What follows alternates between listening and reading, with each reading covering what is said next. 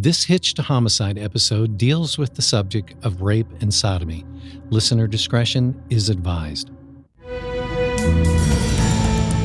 From May of 1979 till June of 1980, one man murdered a minimum of 21 young men and boys in Southern California.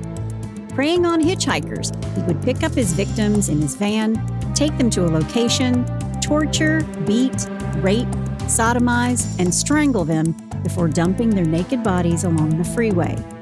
He'd been to prison and jail, but he'd also been paroled twice. He eluded police and even kept his accomplices quiet. He was considered at the time to be the most arch-evil person who ever existed. This is the story of William Bill Bonin, the Freeway Killer, Part 2. Hey y'all, I'm Chris Calvert. And I'm her husband, Rob Potter. Welcome to Hitched to Homicide. For better or worse. Till death do us part.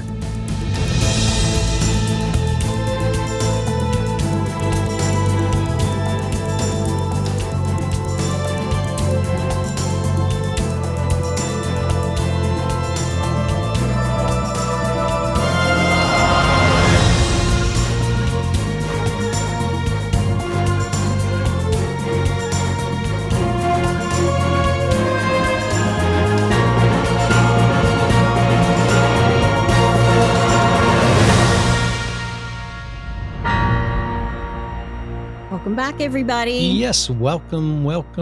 Or for our friends in Guam, Hefa Adai, Hefa Adai, Hefa Adai. And I have no idea if I pronounced that correctly. That came from one of our In-Laws and Outlaws members, Sonia Dunn. Her son was stationed in the Navy in Guam for 2 years. Yeah, that's great. I have a ton of respect because my dad was a Navy guy. Yeah, my dad was an Air Force guy. Yep. Yeah. So thank you, Sonia, and thank your son for his service, and apologize to him for my horrible pronunciation of welcome. That's actually their version of aloha. Oh, Yeah. well, that's cool. Yeah, so- That's cool. Well, wherever you're listening, be sure to like, rate, and review. Yep. When you do, other people can find us. You can suggest us to other true crime fans. Please so do. many of you have done this already. We love that. And like Rob just said, you can also join our closed Facebook group, the In-Laws and Outlaws. Yep. Type in H2H In-Laws and Outlaws and answer a couple questions. You can also reach the group through our website, Yeah. hitchedtohomicide.com. Bring it all. We love you guys. Loads of you are suggesting cases, and we so appreciate that. Yes. If you could do it through the website, it helps us to keep track of them a little bit better. Yep. I do have a running list, and we're going to start with one of them next week. Yes. So we're on to part 2 today of this horrible story. It's just gruesome. If you haven't listened to part 1, you should back it up. Yes. Back it up. Listen to part 1 and then come back and do this one. I don't do a lot of two-parters, but this one needed 2 parts because Bill Bonin is such a heinous person. But we're going to get inside his head this week a little bit in this episode, and you get to watch him go down. Yay. Yeah, I know. We always love it when the bad guy goes to jail. Vamooses. Mm-hmm. Before I get started, let me thank some sources: Wikipedia, Murderpedia, the Radford University Department of Psychology, World's Most Evil Killers, the LA Times, the San Francisco Examiner, the San Bernardino County Sun, the Modesto Bee, the Big Book of Serial Killers. Yes. And Without Redemption, Creation and Deeds of Freeway Killer Bill Bonin by Dr. Vonda Pelto, Ph.D., and Michael B. Butler. I did read it, and I will provide a link in the show notes. It's a pretty deep dive, and you should know you're going to need a strong stomach for it if you're going to go there. All right. You ready? Let's do it. When we left off last week, Billy Pugh, one of Bill's accomplices on one murder, he's been arrested for auto theft. And police have been contacted by David McVicker, a young man who survived the rape and torture of Bill. David has called after police put out information to the media asking for help. Now, he thinks Bill Bonin is still in jail. So even though the information he's hearing about, this Freeway Killer, which is a name coined by J.J. Maloney of the Orange County Register, by the way, but David thinks it sounds eerily familiar. He thinks it can't be his rapist, Bill Bonin. So he calls police and says, "This guy sounds like Bill Bonin. a guy y'all put away a few years ago. Hold that thought. So 2 months after helping Bill commit murder, Billy Ray Pugh is in the rec room at the Los Padrinos juvie house because he's been picked up for stealing cars. Sure. Now, Willie is 17 years old. He's heard on the radio about the Freeway killer, and he sees a recent issue of the Los Angeles Times. And on the front page, the headline in bold letters talks about another nude boy's body had been found discarded behind a mobile gas station in Westminster. And this sparks Billy's interest because he remembers seeing newspaper clippings about all of these killings in the glove compartment in Bill Bonin's van. And don't forget, Billy helped him kill Harry Todd Turner, Right. a 15-year-old runaway. Yeah. So Willie is thinking, if I can help the police catch this serial killer on the front page of the LA Times, I'm going to get a reduced sentence for my part in killing Turner, along with all my other crimes. A little quid pro quo. Yeah. And he's also thinking, I'm a juvenile, I'm only 17, and this only happened a couple of months ago, the Harry Todd Turner murder. Right. But he's also thinking, if Bill isn't the Freeway killer, I'm going to get arrested for murder, and I'm going to be even worse off than I am right now. So what do you do? So Billy goes looking for his counselor. His name is Columbus Batiste. He shows Batiste the newspaper and says, this guy, this killer, he's the guy I know. He's the Freeway killer. It's him. I've met him. I know him. I'm telling you, this is the Freeway killer. I just know you gotta believe me. And Billy tells his counselor about his involvement with Bill, but he leaves out all of the facts that would incriminate him, like the fact that he beat up Harry and bludgeoned him. Wow. So his counselor goes to the director of the juvenile jail, who then calls Detective John Jigsaw St. John. Jigsaw? Isn't that a great name? Why did they call him Jigsaw? Because he solved a murder of someone who had been dismembered. Oh. And he put all the pieces of this body together and apparently pieces of the entire murder together. So he wasn't doing a puzzle at Christmas. He was not doing a puzzle at Christmas, but isn't Jigsaw an amazing name for a detective? It really is. It's good. First off, John St. John, and his nickname is Jigsaw. I know. Detective St. John comes down to Los Padrinos. He wants to interview Billy Pugh, and he's really hoping that this is a solid lead because everything that they've done so far has led them nowhere. And people are angry. There are piles and piles of dead boys showing up. And they all have these bodies that have been raped and sodomized and strangled in similar fashions. And then they're dumped on the side of the road, except for 14-year-old Glenn Barker and 15-year-old Russell Rowe. And these two boys are raped and murdered on the same day, and their bodies are dumped together in Cleveland National Forest close to the Ortega Highway. Okay. Now, when these two are autopsied, they find green carpet fibers on both of their bodies. We Right. talked about this in Right. the last podcast. Yeah, I remember that. So Detective St. John goes to see Billy and basically says, tell me about this guy that you think might be the Freeway killer. And Billy says, quote, one night during a party at Scott's place, he means Scott Fraser, he sees me playing a card game and asks me if I learned it in jail. And I said, yeah, why? And he tells me he's been to jail and that's why he recognizes the game. Scott Fraser told Bill about me, thinking I had the kind of looks that he liked. And since then, Bill's been wanting to meet me.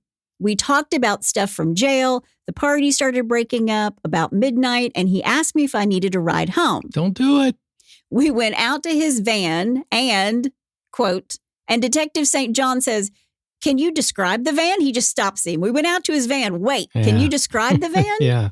And he says, yeah, sure. It's a green Ford Econoline. It has double doors on the side and in the back and the side doors. Neither one can be opened from the inside. Right. Yeah. The van is nice with wood paneling and carpeting and a curtain so you can't see in the back. Yeah. And of course, this was the 70s. So, vans like that, that's what everybody did. It was kind of a little bit of a dime a dozen, late 70s, early 80s. Yeah. Right. My brother had an Econoline, a Ford Econoline, a red one, and it was totally decked out inside. Did it have red carpet inside No, that matched? everything was gold. It was cool, though, for the 70s. Well, Billy is telling Detective St. John, you can't see in the back of this van. And then he says, Bill reaches over and he starts rubbing my leg. He tells me I turn him on and he wants to have sex with me. And I said, I don't go for that. And Detective St. John asked him if he'd had sex with Bill. And Billy says, quote, no, sir. Then he says, I'd like you to help me kill somebody. This is Bill talking. Right. I'd like you to help me kill somebody. I got scared and grabbed the door handle trying to get out, but he stopped at a red light. And I figured this is my last chance. But he grabbed me by the neck and yanked me back, end quote. Wow. And Detective St. John asked him if he had a weapon. And Billy says, quote, I didn't see any, but he tells me I can't do that to you. I asked what he meant, and he said, well, people saw us leaving together. I couldn't get away with anything. I was pretty scared, so I just stayed in the van. Then he starts talking about killing people, saying he killed people, young boys, using their T-shirts to strangle them.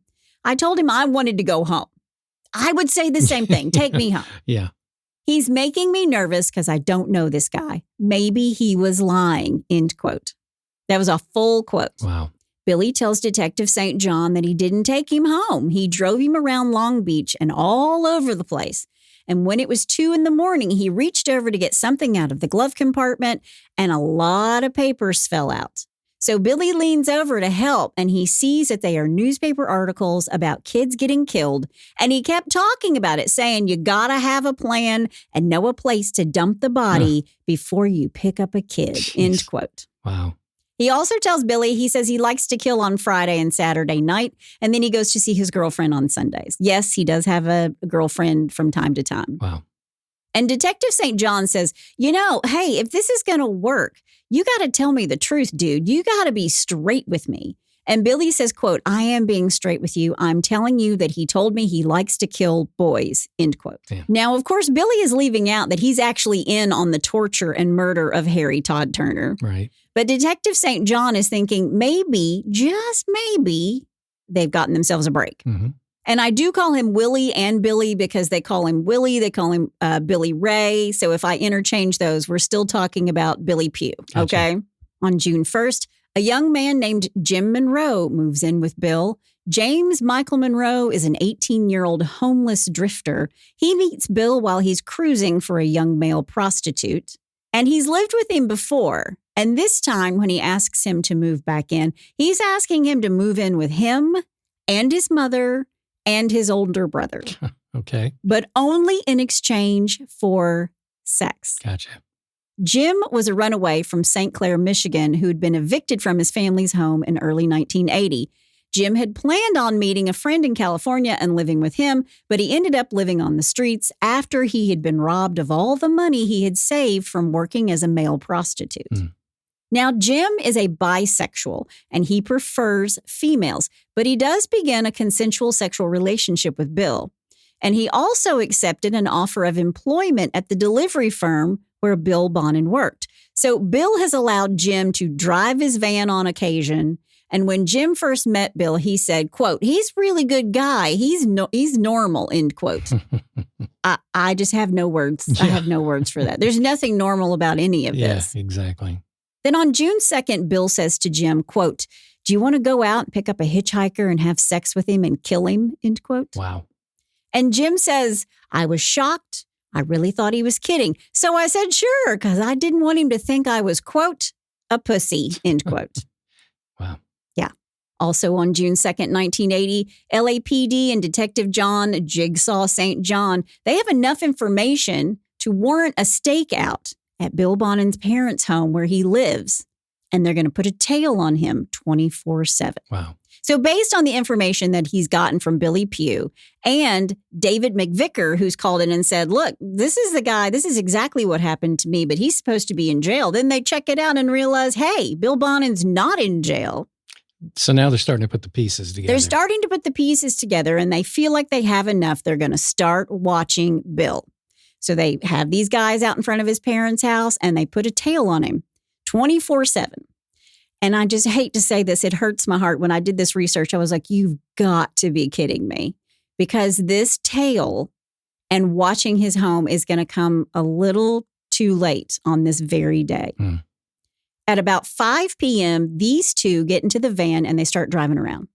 Bill's got a Western music station playing on the radio, and he's apparently singing along. Bill is really excited, and he says to Jim, quote, "Be on the lookout for some kid hitchhiking or some little asshole hoping to turn a trick and make some bread. They usually are looking for a sucker to take advantage of, and we're just the guys to give it to them," end quote. Wow. This is when they happen upon 18-year-old Stephen J. Wells. Stephen had a twin sister and 4 other siblings. He was known as a homosexual who frequented gay bars in Hollywood. Stephen was living with his mother and had started working at a paint company on El Segundo Boulevard. This is just 15 miles from Bill's house, or I should say Bill's parents' house. Mommy and daddy's house. Yeah. Stephen had just gotten off from work, and he was supposed to meet with his father in Downey. These two were supposed to be fitted for tuxedos for the wedding of Stephen's twin sister, Susan. Yeah.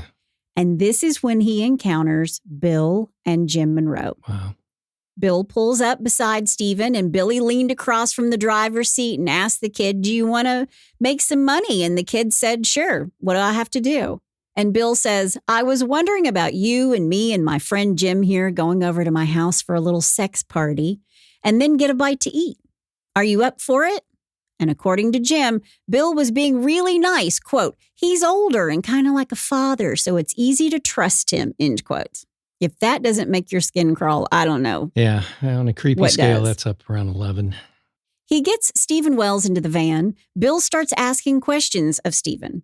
"Are you gay?" To which Stephen replies that he is bisexual, but he likes women more than men. Then Bill showed him a $20 bill and said, quote, "Come on in. We'll just have some fun," end quote. Once he gets Stephen into the van, Bill says, quote, "We got to go for a little ride and have some fun first," end quote. And according to Bill, these two engaged in consensual sex in the back of his van before Bill persuaded Stephen to come with him to his parents' house. And this is where these two engaged in more sexual relations on Bill's parents' bed. Oh, God. Guys, just, damn. Okay. Yeah. Then Bill sent Jim Monroe to buy hamburgers. He's hungry. Worked up an appetite. Jeez. And Jeez. when Jim returns, Bill convinces Stephen to allow himself to be bound with clothesline because he's going to be given $200 by Bill if he does it. "I'll give you $200 if I can bind you with clothesline, if I can tie your hands and feet up with clothesline." Wow. Then he called Jim to come into the room, and this is when Stephen got scared. Bill and Jim go into the kitchen to get some water, and this is when Bill tells Jim Monroe that they're going to kill Stephen Wells. Wow. They gag Stephen and beat him in the hallway, saying, quote, "You're going to do what I tell you to do," while Stephen begs for his life. Wow. Then Bill stole $10 from Stephen's wallet, telling him he's going to, quote, "knock him out and leave him on a park bench somewhere," end quote. So this is kind of a thing. He has told a lot of these. We're going to find out that he's told a lot of these victims, "I'm not going to kill you. I'm just going to make you pass out. So Right. what do you want? Do you want me to hit you in the head? Do you want me to strangle you until you can't breathe anymore? And then I'm not going to kill you, but then I'm going to prop you up someplace. I'm going to leave you somewhere." And of course, every single time he kills them. Wow. Because just like he says, "I'm going to leave you somewhere," Bill immediately strangles Stephen Wells to death with his T-shirt and a tire iron. And Jim asked whether Stephen was dead. And Bill laughs and says, quote, "Yeah, stupid," before adding, quote, "Haven't you ever seen a dead body before," end quote. Then Bill threw Stephen's T-shirt across the hallway before ordering Jim, who'd gone out to the driveway to catch a breath, to get a cardboard box from his older brother's room. And the two of them put Stephen Wells' body inside this cardboard box and carry it to Bill's van. Wow. Because he's killed this person at his parents' house. Yeah. He's always killed him outside the van or in the van and then dumped him along the highway. Now he's got a dead body in his parents' home. Yeah. So he's got to get rid of him. So he puts him in this cardboard box and he carries him out to the van. Now at 9 p.m., Bill and Jim haul the cardboard box with Stephen's body into the van and they drive to Vernon Butts' house. Do you remember Vernon? Yeah. Vernon, yeah. Who likes to dress up like Darth Vader? Yeah. Right. Yeah. Yeah. A little cosplay guy. Mm-hmm. Yep. While they're on their way, Bill tells Jim that he and Vernon and some others were actually the ones who committed the Freeway killer murders. Wow. He confesses. And when Vernon opens the door at his place in Lakewood, He's dressed from head to toe as Darth Vader. Oh my God. There's loud music in the apartment, and there are strobe lights going on at the same time. And don't forget, Vernon is the one who's the part-time magician and full-time porcelain factory worker who helped Bill rape and murder several boys and young men. The guy with the coffin in the middle of his apartment. Yep. Just wanted to remind you of who he was. Yeah. They laugh about it. And then Bill says, quote, "We got it out in the back of the van. It's a good one. Jeez. Come on out and see it," end quote. Whoa. So Vern grabs some beers and says, quote, "Let's go see the stiff," end quote. The three of them get in the back of the van, and then Vern leans over and pokes at Stephen's dead body. Then Vern says, quote, "Great job. You really did good," end quote. Wow. Vern then patted Jim on the back and said, quote, "Welcome to the club." The three of them get in the van and head toward the beach. They go past a cop on their way, and Bill says, quote, "Hey, Mr. Pig, you ought to see what we got in here," end quote. Wow. It's at this point when they are laughing and driving down the Pacific Coast Highway to Huntington Beach that they decide they're hungry. They go through the drive-thru at McDonald's and get some hamburgers, and Bill is using the money from Stephen's wallet to pay for the food. Yeah. And then they just keep driving, and they eat all along the way until they find a closed gas station. So they're eating McDonald's while they have a dead body in the van. Yes, and they actually look above and say, "Thank you, Stephen," because they used his money. Jeez. Yeah. So they get to this closed gas station, and when they're sure nobody is around, they unloaded Stephen's body and left. And then Bill says to everybody, "We had a good night. Let's go home." Now, while Bill and Jim are out picking up, beating, murdering, stealing, and then putting Stephen Wells' body in a cardboard box to show Vernon, the LAPD are just now, sitting in front of Bill's parents' house.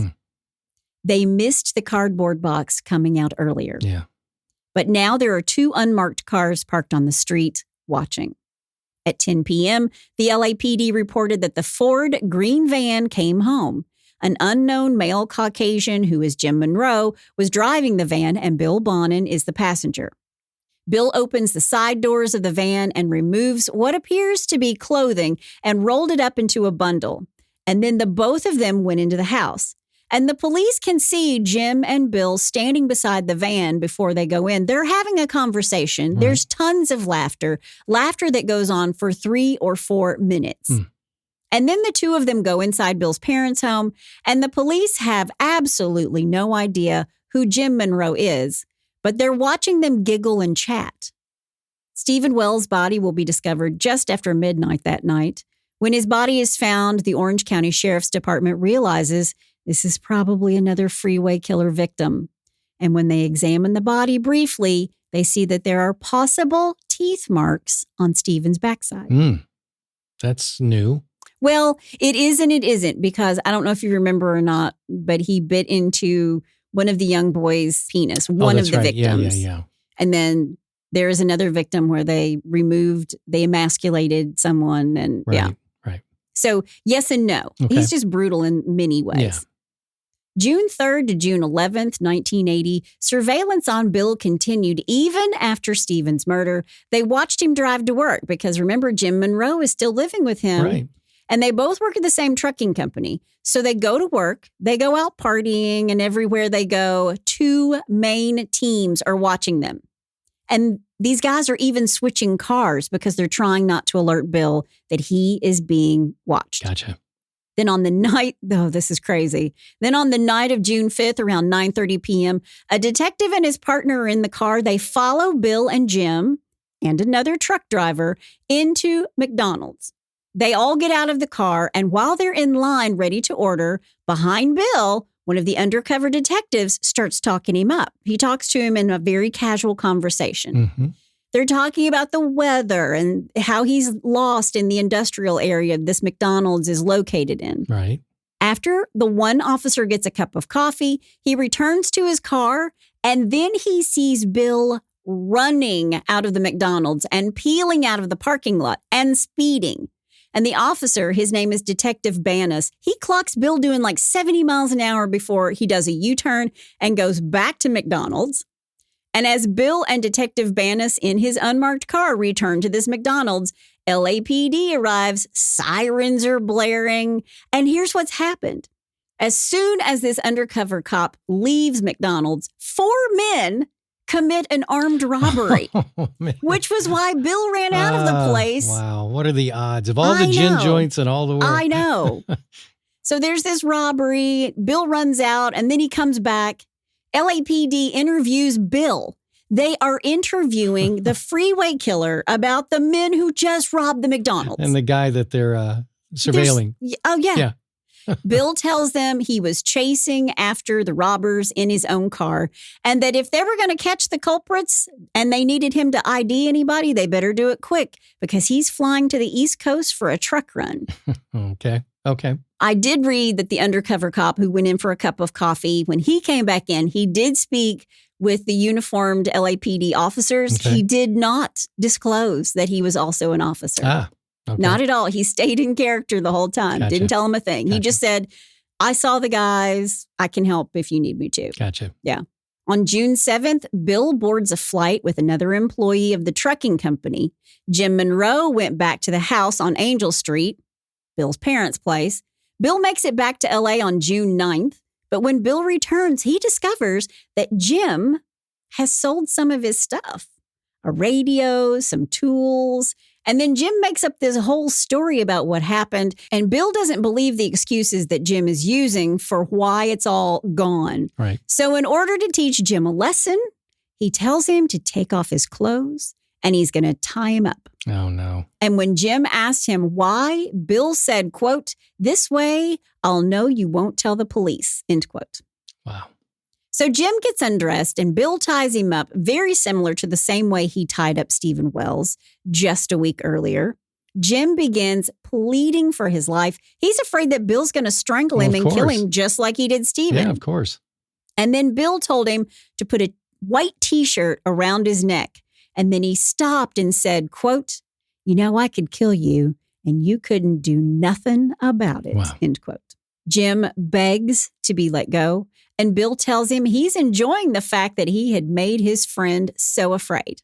Bill used to tell everybody he was connected to the mafia and that he knew people who were willing to do him favors. He was always threatening everybody, Yeah.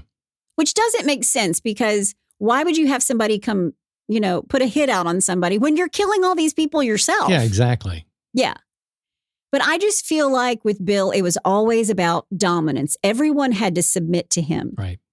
And after 9 uneventful surveillance days, when Bill would work at the trucking company, visit friends, and return to his parents' house, it's now June 11th, 1980. 10 p.m. that evening, Bill is seen leaving his house and getting into his van. He drove around the Downey area for a little bit, and then he got onto the Santa Ana Freeway and drove to the Los Angeles, Hollywood area. Okay. Then Bill got off the Hollywood Freeway at Santa Monica Boulevard and drove westbound to the area of Highland and Santa Monica. Now, can you tell this is from the police report? Yeah. He's driving in sort of a random manner throughout Hollywood, and he is unsuccessfully attempting to lure teenage boys into his van. Quote, "Suspect appeared to have conversation with these persons. Suspect then left driving westbound on Santa Monica Boulevard. Suspect would stop his vehicle and talk to lone males standing or walking on the street. Suspect made a U-turn back eastbound on Santa Monica at Gardner and pulled to the southeast corner of Santa Monica and Martel," end quote. Okay. And this corner is where 16-year-old Buddy Stark is standing. Now, Bill has approached 5 different teenage boys at this point, and then finally he picks up one, Buddy Stark. Okay. He puts the 16-year-old boy into the van and then drives to the southeast corner of Santa Monica and Normandy, and then he backs the van against a building, a service station, with the van facing west toward Normandy. Okay. And both Buddy and Bill get out of the van from the driver and the passenger side, and they get into the rear of the van. And the officers who are tailing him, they see what's happening, right? Right. They see that there's this curtain inside the van, and it's about 2 feet apart. so they can kind of see what's going on in the van. Okay. Detective Brooks, this is the first guy who's there, Right. gets out of his unmarked car, goes up to the van, and he stands at the rear of the van. Detective Brooks can hear voices and parts of the conversation inside. He could also hear soft music inside the van. Then he sees the van begin to rock from side to side. And here's what I don't get. If this van is a rocking, don't bother knocking. But after 10 to 15 minutes, he didn't do anything for like 15 minutes. Detective Brooks begins to hear moans and groans from inside the van. And it's at this time the headlights from the police vehicle are turned on and directed toward the inside and the front of the van. Okay. The jig is up. Yep. Detectives Brooks, Harris, and Kruger come to the front of the van, and they observe Bill and young Buddy inside the van. When they open the door, Buddy Stark is nude. Also nude is Bill Bonin. Bill is in the act of raping Buddy Stark. Also in the van, clothing, knives, rope, pliers, wire coat hangers, and a tire iron is on the floor of the van.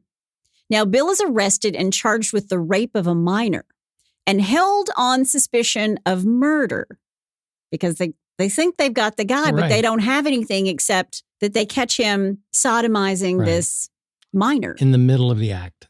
Bond is set at $250,000, $250,000. Okay. Now, Bill is saying this was consensual sex between two adults. He was saying that Buddy Stark, he's 18. And when they ask Buddy if he's 18, he says yes. But what they find out is that Buddy Stark was actually Harold Eugene Tate, a 17-year-old runaway. Wow. Side note, Buddy Eugene Tate was actually the nephew of Sharon Tate, the actress who was killed by the Charles Manson family. Wow. Yeah. Wow. Small world. Jeez. Now, after Bill is arrested, his on-again, off-again girlfriend tells his boss, look he's been arrested. And she also tells him, I think he's the Freeway killer. And the people at his work say, we think he's the Freeway killer. Got everybody saying it. And Jim Monroe, who also works at the same company, realizes, I got to get the heck fire out of here. Yeah. So Jim Monroe steals Bill's car, which is a little Chevette, not the van, which has been impounded, and he drives to Michigan where he lives with a friend. Okay. He's hiding out. Right. Meanwhile, the police are looking through the van, and what they find through forensic examination of his van and his home is that there are extensive traces of blood. And they see that the inside handles from the passenger side and the rear doors of the van have been removed so nobody can escape, just like Billy Pugh said, just like David McVicker told them years ago when he was picked up by Bill. Sure.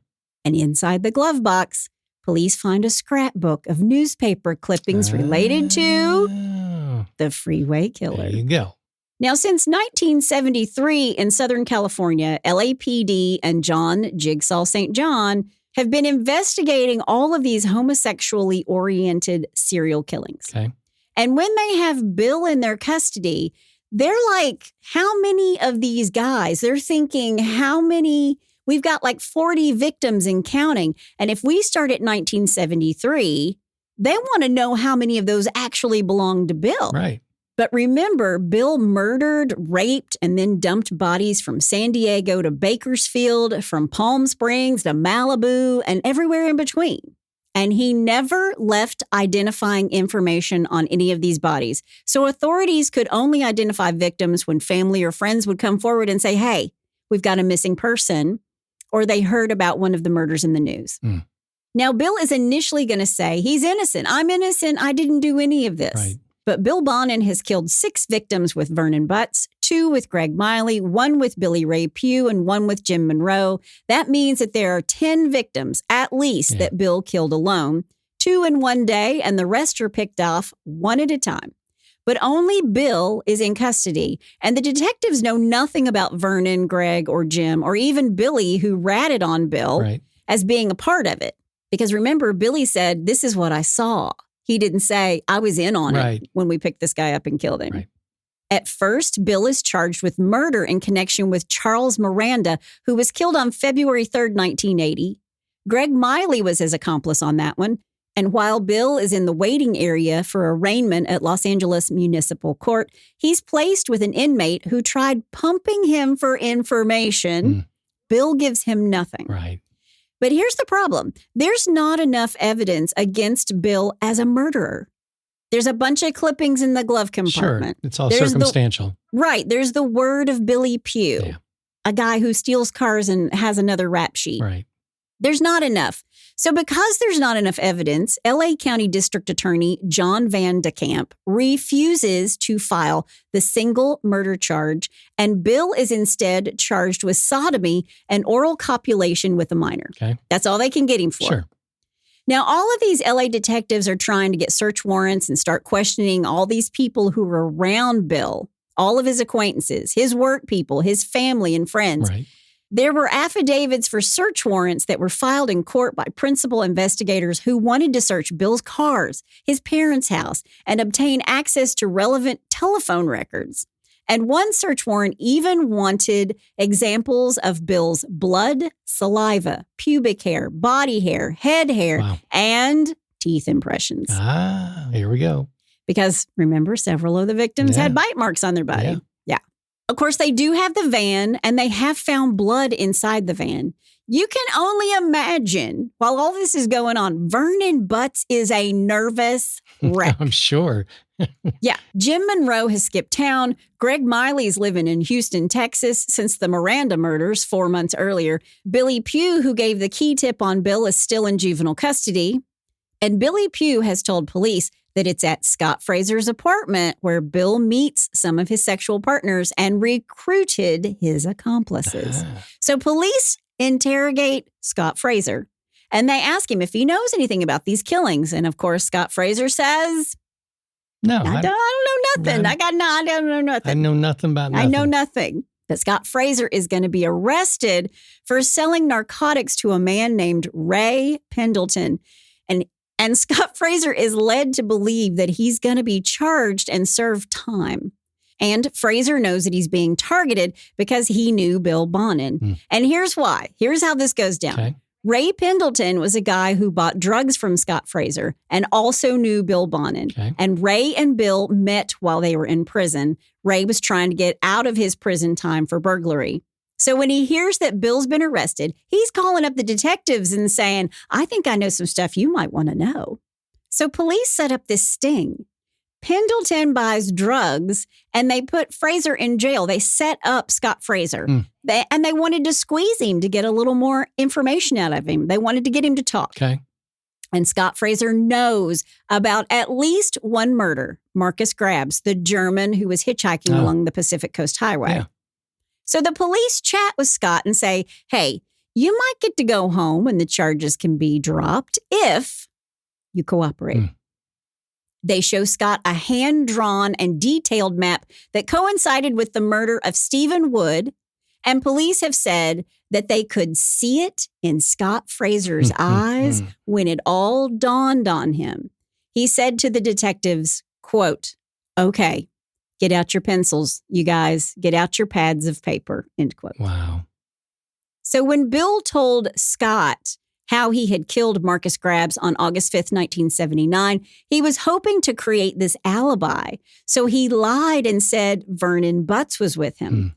And because of this, the starting point for Scott Fraser was Bill and Vernon both murdering Marcus Grabs. Okay.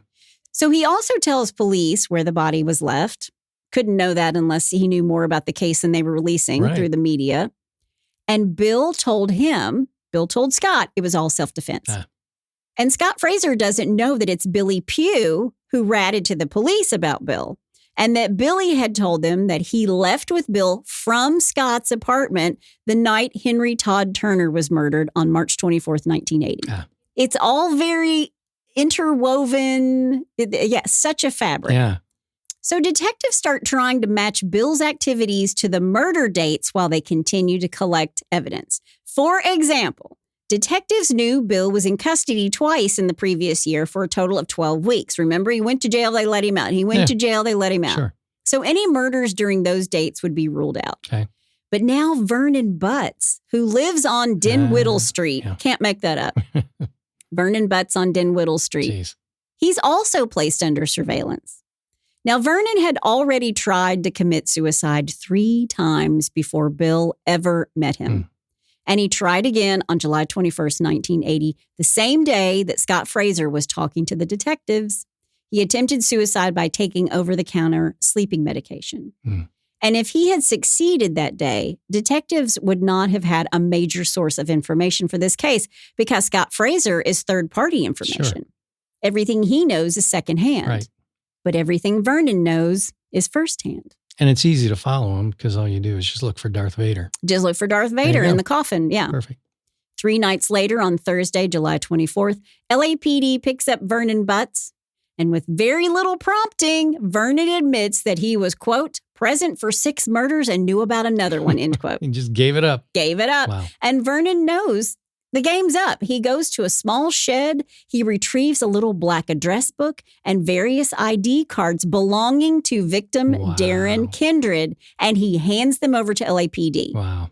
Vernon did not follow Bill's instructions to, quote, lose the wallet on the night they murdered him. He kept it. He did. Wow. And the investigators now have a huge piece of evidence. Vernon also tells police that they used chloral hydrate to drug Darren Kendrick. So after they have Vernon in custody, they start looking through his apartment, and Vernon is being so agreeable. He's saying that he will go with detectives to all these locations where bodies were left, and he will prove hair and blood and saliva samples for them. Wow. Vernon was booked on murder charges based on finding Kendrick's wallet and his information. He's transferred to the Los Angeles Men's Central Jail the next day. But before anything else, Bill Bonin is charged and arraigned on Friday, July 25th, for the murder of West German tourist Marcus Grabs. Okay. But Vernon is singing like a nightingale. Quote, I was present, but Bill committed them. I just went along with him. Bill would talk to me like a drill sergeant. He had this dominant personality, but he also had a charismatic personality that drew kids in. And with me, he was a very passionate lover, end quote. So Vernon is playing the victim just a little bit, but we know that he was heavily involved in 6 murders, and he had information on 3 more. Okay. Because he was with Bill when they picked up Sean King on May 19th, and Bill later said to him, quote, you should have come along. It was a lot of fun, end quote. Vernon tells police that he saw the body of Stephen Wells in the van when Bill and Jim came by the house afterwards. Remember the guy in the cardboard box? Yeah. And according to Vernon, quote, we shared a good little nightmare, end quote. Wow. Now, Bill Bonin is going to be charged with 14 counts of murder, 11 counts of robbery, 1 count of sodomy, and 1 count of mayhem, the final one in the Thomas Lundgren case because he was emasculated. Vernon Butts was charged with 6 counts of murder and 3 counts of robbery. Meanwhile, in Michigan, Jim Monroe is about to be picked up. He would be charged in L.A. Municipal Court on Thursday, July 31st.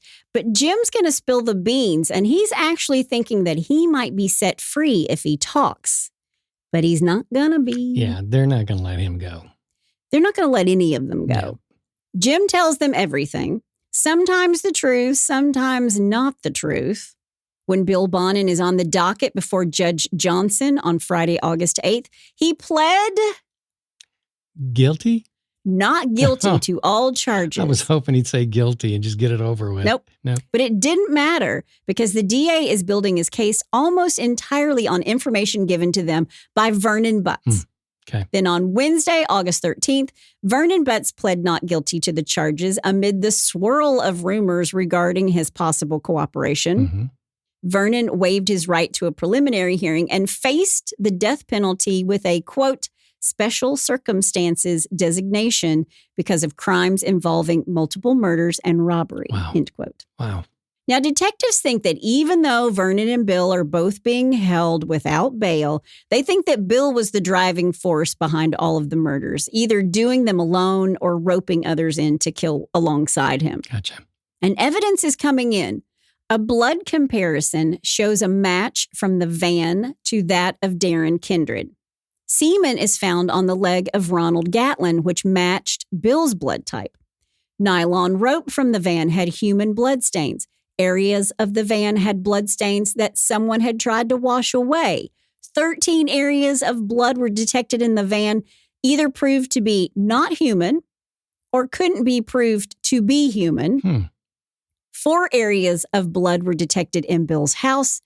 And at the time, absolute matches in blood comparison were not possible. All they could have is highly probable matches. Right, because this was 1980? 1980. Yeah.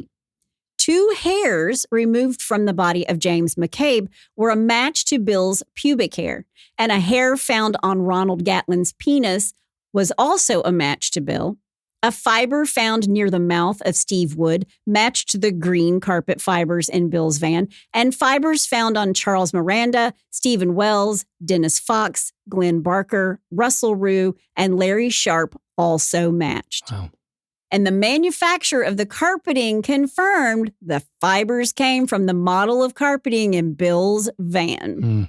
Now, 2 weeks after Charles Miranda and James McCabe are murdered, Greg Miley moved back to Texas, to Houston, with his family. Okay. Scott Fraser called him as part of a trap. So they trapped Scott Fraser, and now he's going to do the same thing. Gotcha. So he calls him as part of a trap, telling him he knew a girl who needed a place to stay. And he asked Greg to meet her at a nearby Dairy Queen. And they lure him out of his house and arrest him. Yep.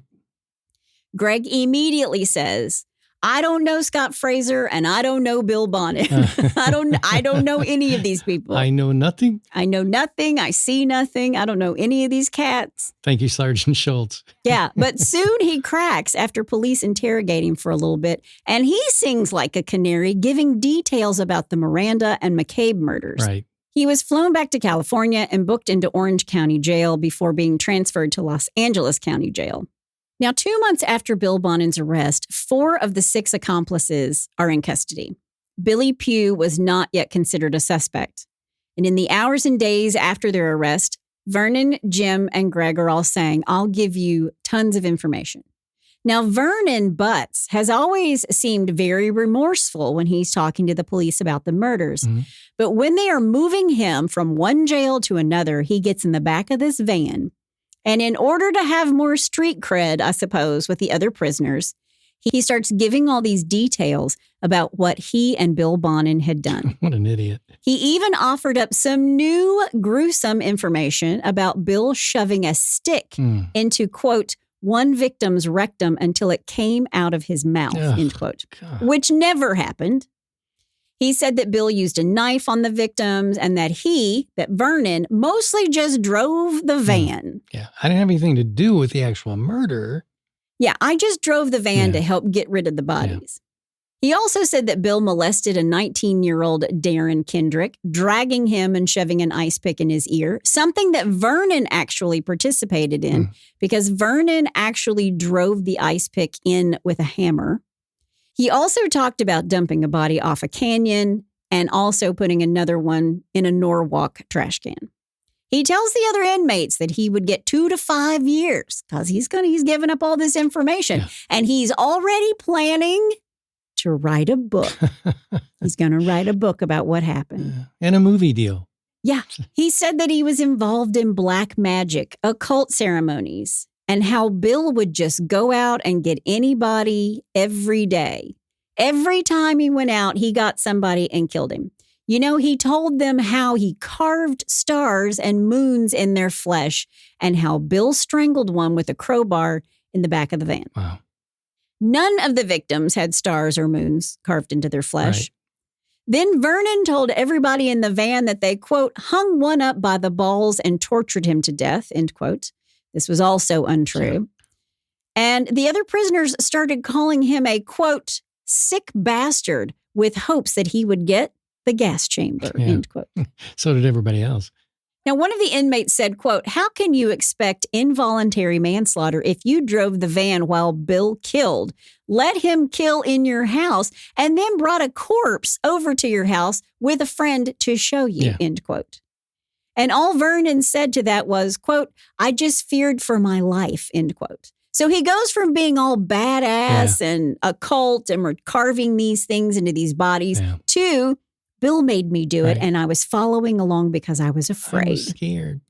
But while Vernon is regaling them with his tales, he's also smiling and laughing. And the reason they know all of these details is because the inmates themselves, who were in the back of the van with them, told the police. Both Greg Miley and Vernon Butts plead not guilty to all charges and were back at the Los Angeles County Men's Jail by the end of November 1980.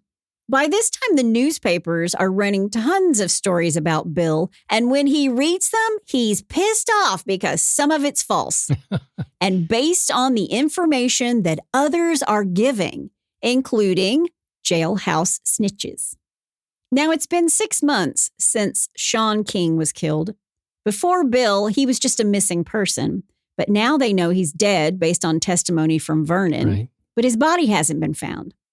And Detective Jigsaw St. John comes up with a scheme. He writes a false letter to Bill from Sean King's mother, begging for him to reveal where her son is buried. And in the letter, it says, "Please tell us where he's buried so we can put him to rest and find peace." A key phrase was, quote, "I forgive you for what you did. I'm a born-again Christian, but I want my baby buried for Christmas," end quote. Wow. In the letter, she also says that they, quote, "couldn't use the evidence against him," end quote. Now, she didn't write this letter. Right. It was the detective. Jigsaw St. John wrote this letter. Way to go, Jigsaw. And this is a serious breach of police ethics, and it could have ended Detective St. John's career.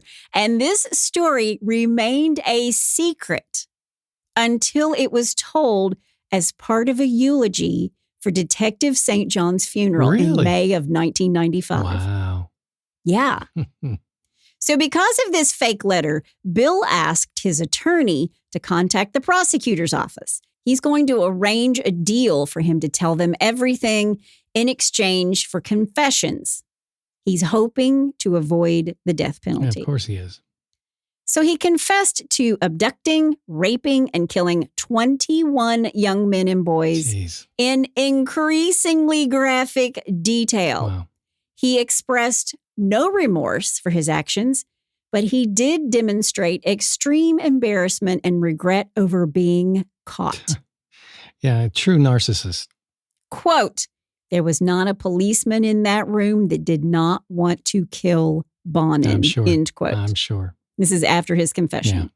But Bill would say he confessed not because of the letter. It was not to ease the mother's pain, but the knowledge that because King was buried in San Bernardino County, police would likely buy him a hamburger for lunch on the extensive trip. If he's getting in the car to show him where he's buried this body, he's going to tell him he's hungry and they're going to buy him a hamburger. Wow. Quote, "I was dying for a hamburger and I knew if I went out with the cops, they would get me a hamburger," end quote. The guy just has no emotion or feeling at all. Nothing. Wow. Just dead inside. Bill Bonin and Vernon Butts were held in connection for 14 of the 21 Freeway killer slayings. Now, 3 of the 5 Freeway killer suspects are then in custody, and they have gone through the preliminaries in December of 1980. Okay. Jim Monroe had his hearing on December 22nd. On Friday, December 19th, Bill was filled with guilt and recriminations about, quote, "how I got mixed up in all of this," end quote. He wrote that once he started killing, it, quote, "became like a compulsion that I just couldn't stop. Wow. When I got uptight, I would go out and kill. Sometimes after I killed, I looked for another one on my way home. It got so I was always looking for a victim. I'd even use my money for gas before eating. The gas was necessary so I could search out more victims," end quote. Amazing. Now, there are those who will say that neglect, childhood abuse, being in the war in Vietnam, and institutional shortfalls all created the man that everybody was learning about, Bill Bonin. And I said in part 1, remember, that he possibly had a childhood frontal lobe brain injury. Right. And that could have contributed to this incredible disaster that is his life and what he did. Right. He did not want his mother to see him get the gas chamber.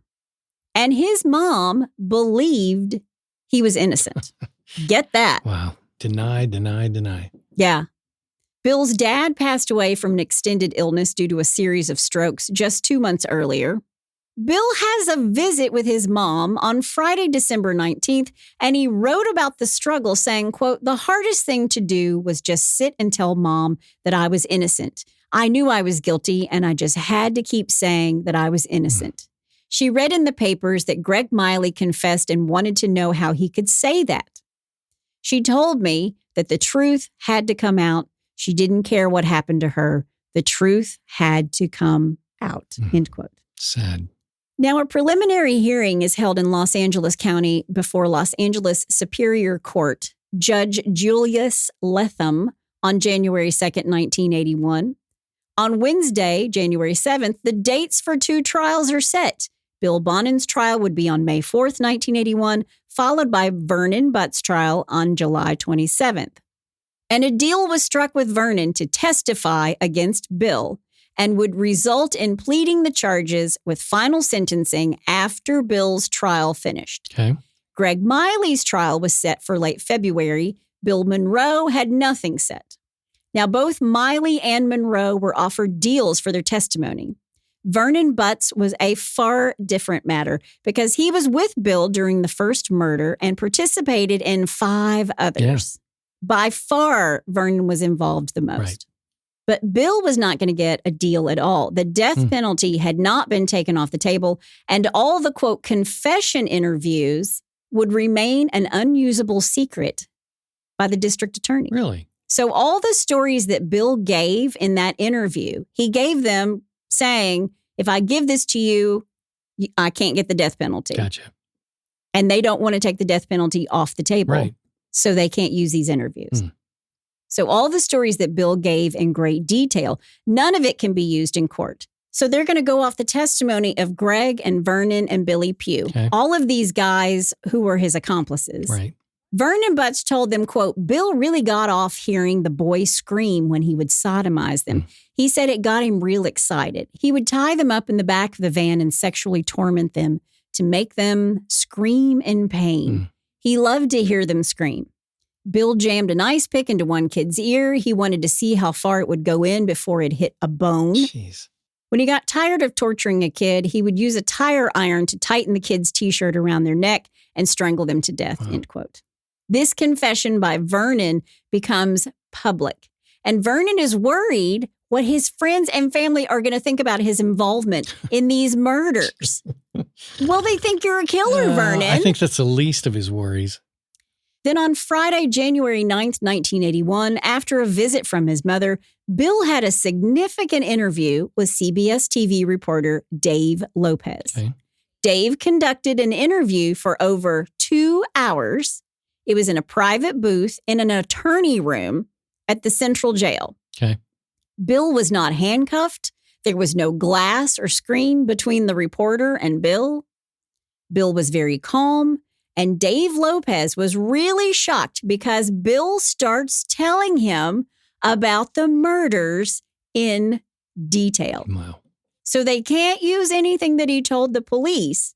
But now he's got a journalist alone and he starts spilling the beans. He just said, I did it. Wow. And then, as if in confession, Bill unloads onto Dave Lopez the very disturbing details about the murders of Kendrick, Wood, Wells, McCain, and others. Did he think that they weren't going to be able to use this against him? Or why is he doing this? Well, he's a journalist. So you can't, if you're a journalist and you have this source, are you going to give it up? Is he going to give it up? Hang on. Okay. Bill Bonin seriously unloads on this CBS reporter. He tells him everything. He went through nearly every murder that day in those 2 hours with Dave Lopez. And Dave Lopez assures Bill that he won't use anything without his permission. And in return, Bill would not speak to any other members of the press. This was an exclusive. Yeah. It's an exclusive interview. And he's told Dave that he might possibly plead guilty or give a surprise court confession. Really? Yeah. And so Dave's got all this information. And true to his word, CBS News guy Dave Lopez kept the Bill Bonin confession secret. And that night, he broadcast 4 important points that Bill wanted the public to know. Number 1, he knew who the unnamed informant was, and the person in question was not afraid of him, as he claimed, meaning Billy Pugh. Number 2, Vernon Butts was not scared of him and would not testify. Number 3, he was not mad at Scott Fraser. And number 4, Eric Wojenditz was innocent of any murders. So who is Eric Martin Wojenditz? Yeah, I was about ready to ask that. Well, he was a 20-year-old Dutch immigrant that Bill met while staying at the Orange County Jail. These two were lovers. And even though Eric won't ever be charged with anything, he was one of Bill's accomplices and co-rapist. Oh, really? When the two of them picked up Sean King. But he is never going to be held accountable for it. Okay. And I think Bill loved Eric and wanted to protect him. Gotcha. So that's why that was happening. Okay. Before the interview is over, Dave Lopez will actually ask Bill Bonin, quote, "What would you be doing if you were back on the street?" End quote. And Bill did not hesitate and said, quote, "I'd still be killing. I couldn't stop killing. It got easier each time." Wow. End quote. Wow. So journalist Dave Lopez is holding the secret, even though Bill Bonin is now officially saying he was there for the murders, but didn't participate. This is what he's telling. This is what his attorney's telling everybody. Right. That it was Vernon Butts. It was everybody else who has confessed to these things that were happening. Right. He's saying, I was along for the ride. They were the perpetrators. Gotcha. I was the one who was just, an associate to them. Right. It was Vernon. It was Jim. It was Billy. Dave Lopez knows the truth, though. On Saturday, January 10th, Bill is with his attorney and discusses the media coverage of the detective's interviews and his conversations with Dave Lopez. Okay. But down the hallway in the hospital ward, Vernon is troubled because he is under media scrutiny over his confessions. And at 12:10 a.m. on January 11th, the deputy made his rounds and Vernon appeared to be okay. But at 12:50 a.m., the deputy discovered Vernon Butts slumped against the wall with a towel still slightly wound around his neck, dead by his own hand. Wow. In nearly the same manner as the way he helped to kill 6 boys. Yeah. Wow. So now the number one witness is dead. They can't use the confession against him. And Bill Bonin is saying, I was there, but I didn't do anything. And Vernon Butts had tried to kill himself before. And he also killed himself by strangulation, which is the same way all these boys were killed. It's him. So he could possibly just get minimal sentence. Yeah. So he's saying this is his confession. Wow. Without Vernon Butts' testimony, remember they had the testimony of the other guys too, but without Vernon's testimony, what did they have? Yeah. And how are the detectives and the DA and the victims' families going to feel if Bill Bonin is only charged with sodomy of a minor? Right. Because that's what they actually caught him for. Right. So now they go and they pick up Billy Pugh. He's now 18 years old. His identity had been withheld from everybody because he was only 17 before. Right. But they're going to try him now as an adult. Then Dave Lopez goes back in to interview Bill Bonin again.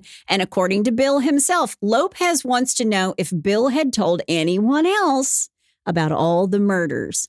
And the answer is no.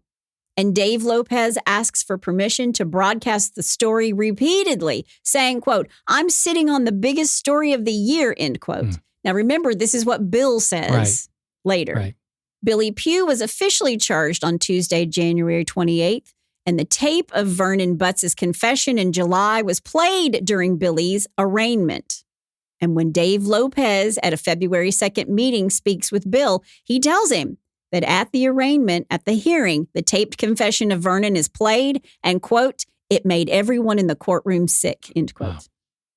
Bill's trial was to begin on May 4th, 1981. Now, neither Miley, Monroe, or Pugh have agreed to testify against Bill. And they have no deal with the confession interview tapes. And they're going to be unusable in court and going to be kept secret. Prosecutors are relying now on just forensic evidence. and expert testimony witnesses like Scott Fraser and detectives who are testifying about the investigations and what Vernon Butts, Jim Monroe, Greg Miley, and Billy Pugh revealed during their first interview. Got it. But was that enough to convict Bill Bonin and get a death penalty for it? Because that's what they want. Sure.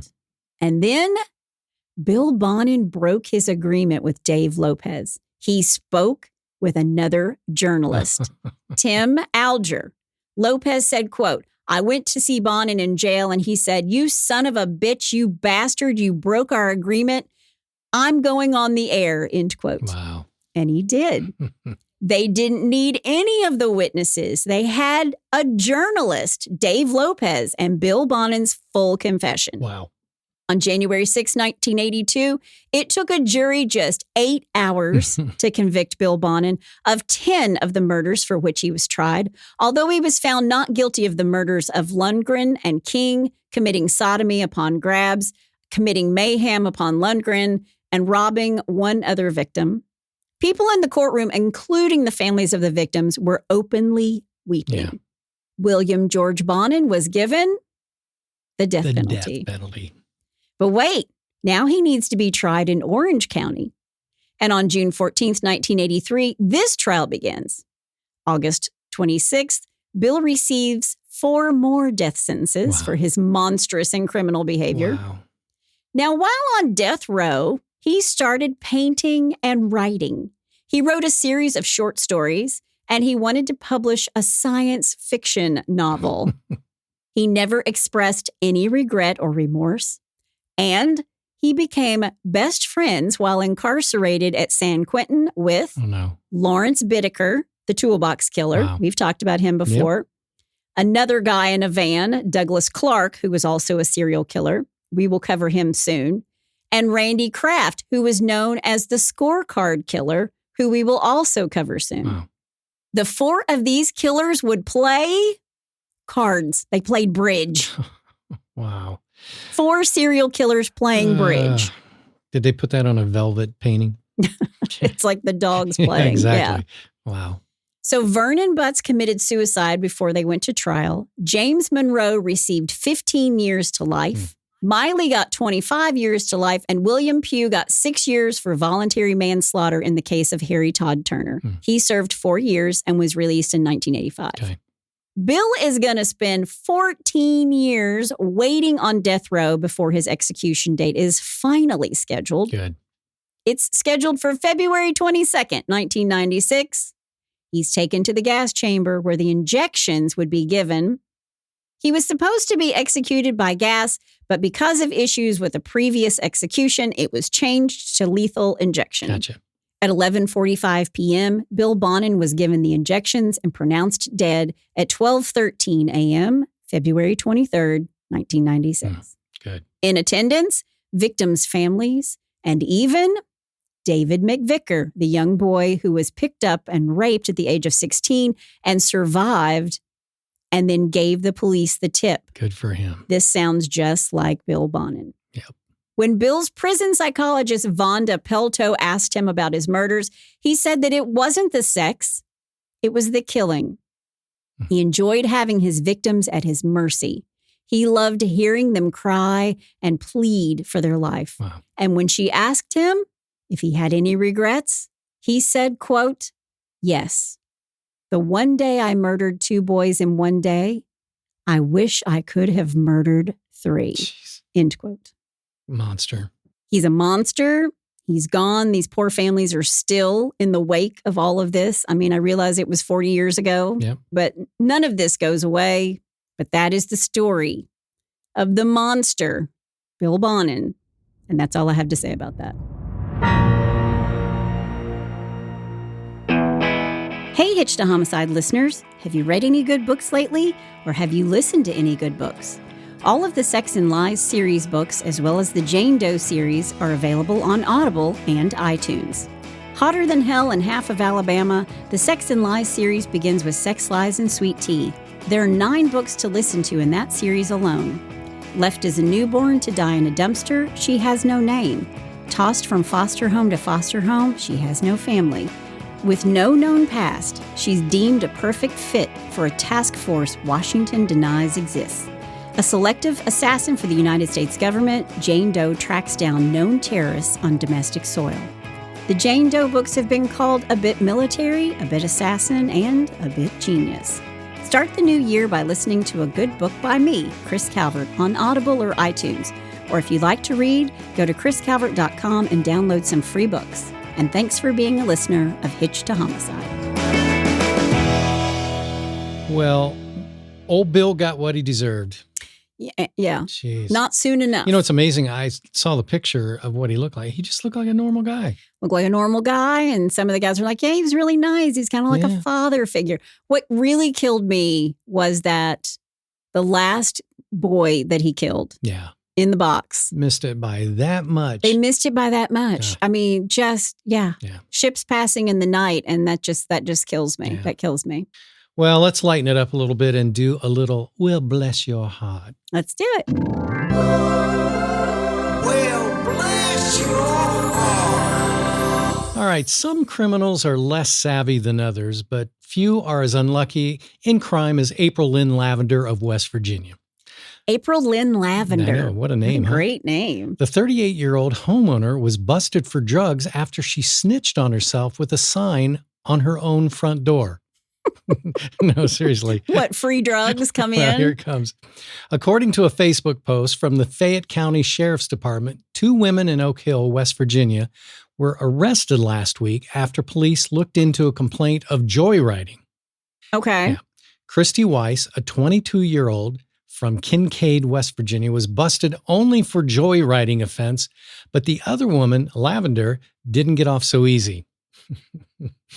While at the residence investigating the alleged joyriding, the deputies reportedly noticed a sign on the home front's door, a sign that led the deputies to conclude that, quote, drugs were most likely being sold from this residence, unquote. Drugs for sale. Yeah. Of course, the discovery didn't really require Sherlock Holmes-level detective skills.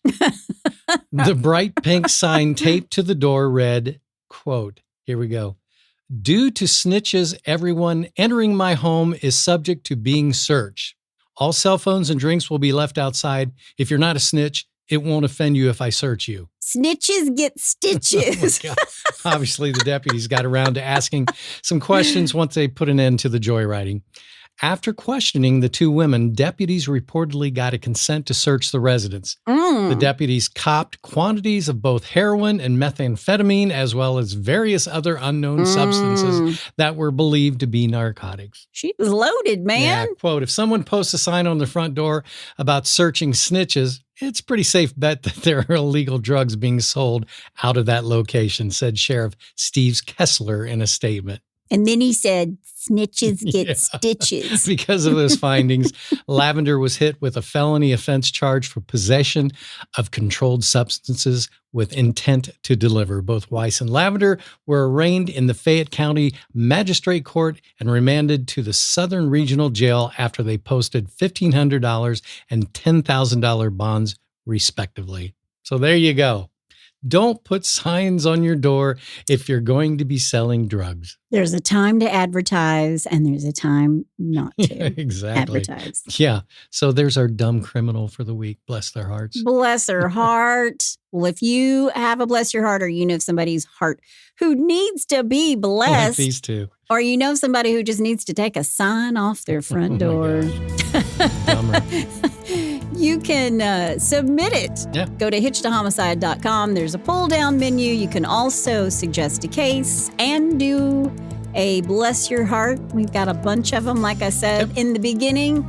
Try to use the form. I do get your text messages and your direct messages and your emails. And everything else. And I'm trying to keep them all straight. Yeah. So if you use that form, that helps me out tremendously. Yes, it does. That's my amazing husband out there. That's my beautiful bride in the booth.